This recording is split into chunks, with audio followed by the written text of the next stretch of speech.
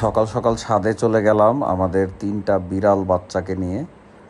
ওরা ছাদে সকালবেলা খুব এনজয় করে, উপভোগ করে সব কিছু, এই যে দৌড়াদৌড়ি করছে এক একজন এক এক দিকে। আর হঠাৎ করে আমাদের ছেলে বিড়ালটা চিল দেখলো আকাশে। সে চিল দেখে সে মানে নিজেকে কন্ট্রোল করতে পারছে না কখন খাবে। ওই যে চিল উড়ে যাচ্ছে তার আপন মনে, আর সে এভাবেই ভয় দেখাচ্ছে। তার ভয়টা পুরা বাঘের মতো মনে হচ্ছে যে সে একটা বাঘ। তার বউ এসেছে তাকে সান্ত্বনা দিতে, কিন্তু তার রাগ তার যায় না, আর চিল তো তার আপন মনে উড়ে যাচ্ছে। সে কি ওরা! আর আমার ছেলেটাই বসে বসে এভাবেই দেখছে যে কখন তাকে টার্গেট করে খাবে, কারণ সে নিজেকে এখন বাঘের থেকে কম কিছু ভাবছে না।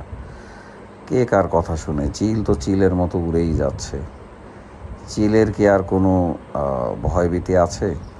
তো আমার ছেলে সব কিছু এগুলো দেখে টেকে এখন চিলের কথা বাদ দিয়ে ভেবেছে ঘাস ফুল একটু যদি খাওয়া যায়।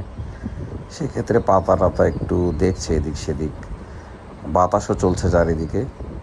আর অবশিষ্ট সে একটি পাতা খাওয়ার জন্য ডিসিশন নিয়ে নিল।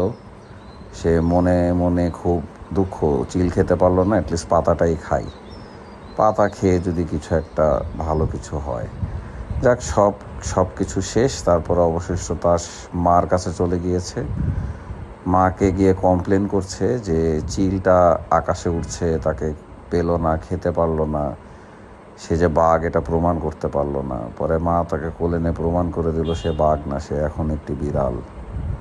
তো এই হলো কাহিনী। Thank you.